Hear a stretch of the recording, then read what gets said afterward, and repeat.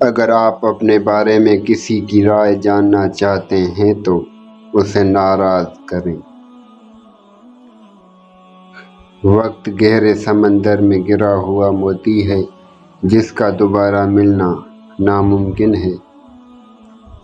انسان کی انسانیت تب ختم ہوتی ہے جب اسے دوسروں کے دکھوں پر ہنسی آنے لگے۔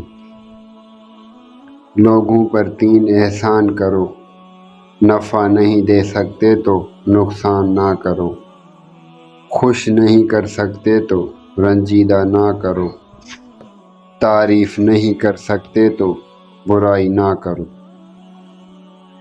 جو تمہارا غصہ برداشت کرے اور ثابت قدم رہے تو وہ تمہارا سچا دوست ہے۔ منافقت سے بہتر ہے کہ تم کافر مر جاؤ، کیونکہ جہنم میں کافر کا درجہ منافق سے بہتر ہے۔ اگر کسی کے دماغ کو جاننا چاہتے ہو تو اس کے لفظوں کو سنو، اگر کسی کے دل کو جاننا چاہتے ہو تو اس کے عمل کو دیکھو۔ برداشت کرنا بزدلی نہیں بلکہ زندگی کا ایک اہم اصول ہے۔ جس شخص کے پاس قوت برداشت ہے وہ کبھی ہار نہیں سکتا۔ اگر تم عظمت کی بلندیوں کو چھونا چاہتے ہو تو اپنے دل میں انسانیت کے لیے نفرت کے بجائے محبت پیدا کرو۔ حکیم لقمان سے پوچھا گیا، سب سے بڑا عالم کون ہے؟ جواب دیا، جو دوسروں کے علم کے ذریعے اپنے علم میں اضافہ کرتا ہے۔ کائنات کی سب سے مہنگی چیز احساس ہے جو دنیا کے ہر انسان کے پاس نہیں ہوتا۔ درویشوں کے علاوہ دنیا کے باقی لوگ بچوں کی مانند ہیں جو کہ دنیا کے کھیل میں مگن ہیں۔ اپنا غم ہر کسی کو مت بتائیں، کیونکہ مرہم ہر گھر میں ہو نہ ہو، نمک ہر گھر میں ضرور ہوتا ہے۔ میں کسی کو برا کیوں کہوں، کیا پتہ وہ رب کو کتنا پیارا ہو۔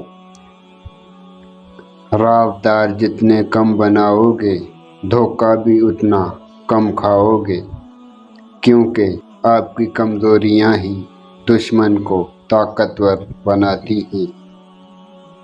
منافق رشتے سے آوارہ کتا بہتر ہے جو منہ پر بھونکتا ہے پیٹھ پیچھے نہیں۔ حضرت علی نے فرمایا، جب تم بغیر کسی وجہ سے خوشی محسوس کرو تو یقین کر لو کہ کوئی نہ کوئی کسی نہ کسی جگہ آپ کے لیے دعا کر رہا ہے۔ تمہارے پاس جو کچھ ہے اسے اچھے کاموں میں خرچ کرو، ورنہ اس کا کوئی فائدہ نہیں۔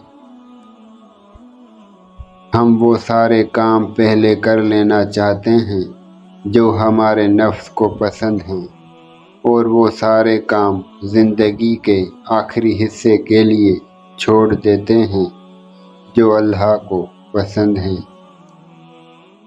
اللہ تعالیٰ کو زبان اور دل کا سخت ہونا پسند نہیں، اسی لیے اللہ نے ان دونوں کو بغیر ہڈی کے بنایا ہے۔